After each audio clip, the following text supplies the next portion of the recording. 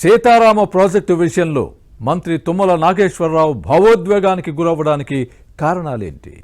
ఓ మాజీ మంత్రి చేసిన కామెంట్స్తోనే ఆయన కంటతడి పెట్టుకున్నారా? 40 years పొలిటికల్ ఇండస్ట్రీలో తుమ్మల గతంలో ఎప్పుడైనా భావోద్వేగానికి గురయ్యారా? మంత్రిని వ్యక్తిగతంగా టార్గెట్ చేసిన నేత ఎవరు? Was the story?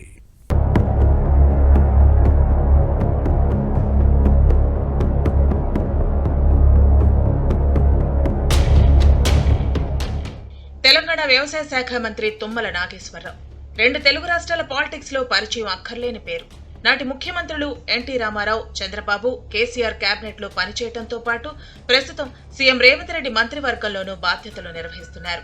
ఉమ్మడి ఖమ్మం జిల్లా రాజకీయాల్లో తిరుగులేని నేతగా గుర్తింపు పొందారు.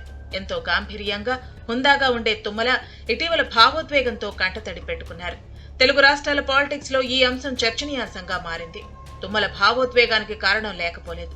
సీతారామ ప్రాజెక్టు పంప్ హౌజ్ల ట్రయల్ రన్ సక్సెస్ అయింది. ఈ విషయంలో హరీష్ రావు చేసిన కొన్ని కామెంట్స్ తో ఈ మంత్రి నోచుకున్నారు.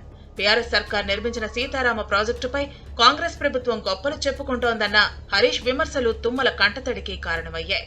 మోటార్ల బటన్లను నొక్కేందుకు 3 మంత్రులు పోటీ పడ్డారన్న వ్యాఖ్యలతో ఈయన మనసు చివుక్కుమంది.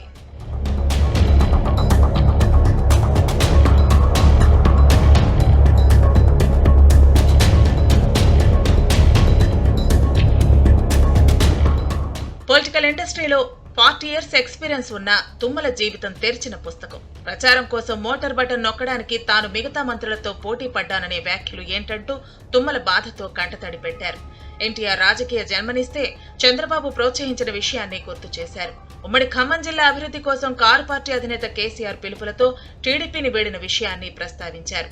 గోదావరి జలాలతో ఈ ప్రాంత భూముల్లో పంటలు పండి అన్నదాతలు సుభిక్షంగా ఉండాలన్న తన కండిషన్తోనే సీతారామ ప్రాజెక్టుకు శంకుస్థాపన జరిగిందన్నది తుమ్మల వాదన. కేసీఆర్ సెకండ్ టర్మ్ పాలనలో ప్రాజెక్టు పనులను పక్కన పడేసిన విషయాన్ని గుర్తు చేశారు. మోటార్లు పాడవకుండా ట్రయల్ రన్ నిర్వహించిన అంశాన్ని ప్రస్తావించారు. ప్రజాధనం దుర్వినియోగం అవ్వకుండా వైరాలింగ్ కెనాల్ ను నిర్మించడం ప్రచారం కిందకు వస్తుందా అని క్వశ్చన్ చేశారు తుమ్మల.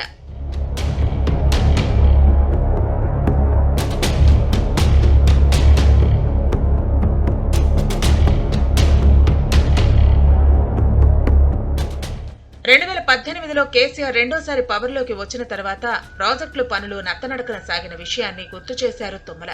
యాతాలకుంట పూర్తవలేదు. జూలూరుపాడు టన్నెల్ నిర్మాణానికి టెండర్లు పిలవలేదు. సాగునీటి సరఫరాకు కాల్వలు తవ్వలేదన్న విషయాలను ప్రస్తావించారు. ఈ పనులకు మరో 2 లేదా 3 ఏళ్లు పట్టే అవకాశం ఉందన్న అంచనాలు ఉన్నాయి. దీంతో పంప్ హౌస్ మోటార్లు పాడవకుండా ట్రయల్ రన్ నిర్వహించి లింక్ కెనాల్ ద్వారా గోదావరి జలాలను వైరా రిజర్వాయర్లో నింపిన విషయాన్ని గుర్తు చేశారు.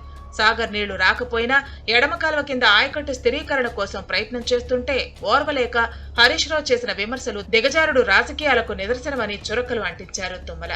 ఉమ్మడి ఖమ్మం జిల్లా రైతాంగం కోసం ఎన్ని అవమానాలైనా భరిస్తానన్న వాదాన్ని వినిపించారు ఈ మంత్రి. పదవులు శాశ్వతం కాదు, చేసిన పనులే చరిత్రలో చిరస్థాయిగా నిలిచిపోతాయని తుమ్మల తన అంతరంగం ఆవిష్కరించారు.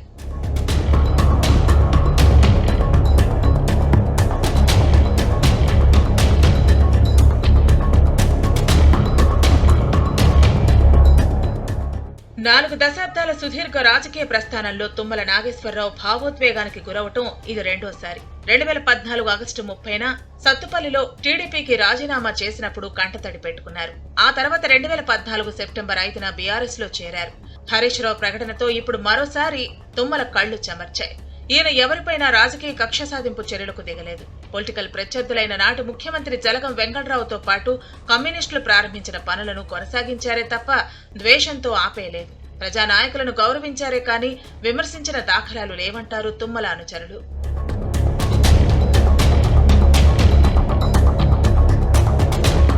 ప్రజా జీవితంలో నా సొమ్ము నీ సొమ్ము అనే తేడా ఉండదన్న విషయాన్ని గుర్తు చేశారు ఈ మంత్రి.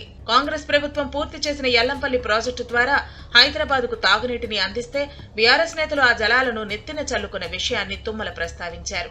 ఉమ్మడి రాష్ట్రంలో చంద్రబాబు, వైఎస్ఆర్ పూర్తి చేసిన ఔటర్ రింగ్ రోడ్ పై దర్జాగా ప్రయాణం చేయటం లేదా అని కారు పార్టీ నేతలను ప్రశ్నించారు.